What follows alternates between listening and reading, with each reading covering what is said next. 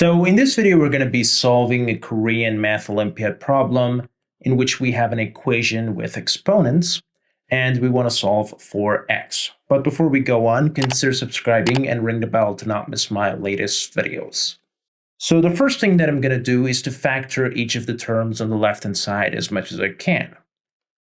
I can't factor 2 to the power of x, and the same thing goes for 3 to the power of x. But I can factor 4 into 2 times 2, or 2 squared. And I can replace 6 with 2 times 3. And we can replace 9 with 3 squared. Now, notice that this is the same thing as 2 to the power of x and then squared.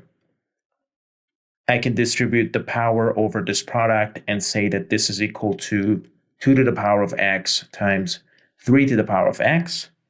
And I can replace this with 3 to the power of x and then squared. So basically we have 2 to the power of x plus 3 to the power of x minus 2 to the power of x squared plus 2 to the power of x times 3 to the power of x minus 3 to the power of x squared equals 1. Now, if you look at this equation, everything is in terms of 2 to the power of x and 3 to the power of x. Therefore, I'm going to go ahead and use the substitution method, and I'm going to substitute 2 to the power of x with a, and I'm going to replace 3 to the power of x with b. So we're going to have a plus b minus a squared plus a times b minus b squared equals 1. Now, since we want a squared and b squared to be positive, let's go ahead and negate both sides of this equation. So we're going to have a squared plus b squared minus ab minus a minus b equals -1. Now, I can write this as +1 equals 0. Basically, I added 1 to both sides. Now, notice that we have a sum of 2 perfect squares. We have a squared plus b squared. Therefore, we can complete the square by adding or subtracting 2ab. But that's not what I'm going to do. Since we have negative ab here, this gives me the idea that I can multiply both sides by 2, and then by doing that, I'm going to have negative 2ab, and then I'm going to be able to use that to complete the square. So let's go ahead and multiply everything by 2. So if we do that, we will have 2a squared plus 2b squared minus 2ab minus 2a minus 2b plus 2 equals 0.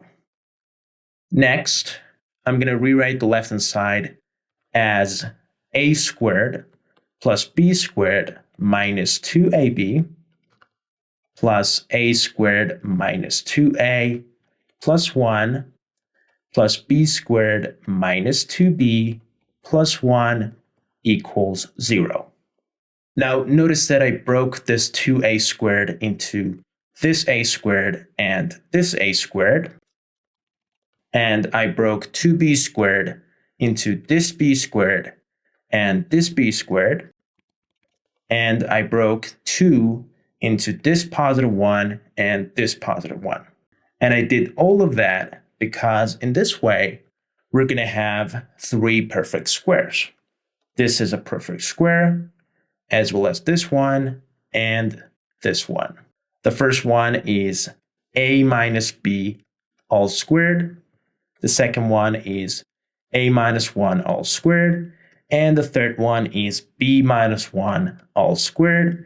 And the sum is equal to 0.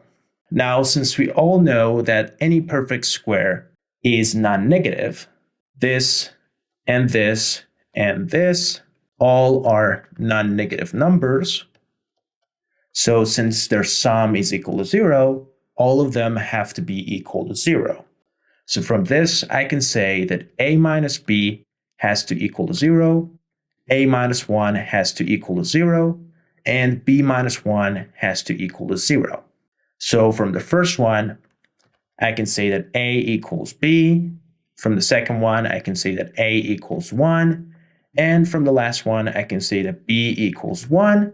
And from all of these, I can say that a equals b equals 1. Now remember that a equals 2 to the power of x and b equals 3 to the power of x. Therefore, we have 2 to the power of x equals 3 to the power of x equals 1, which immediately indicates that x equals 0.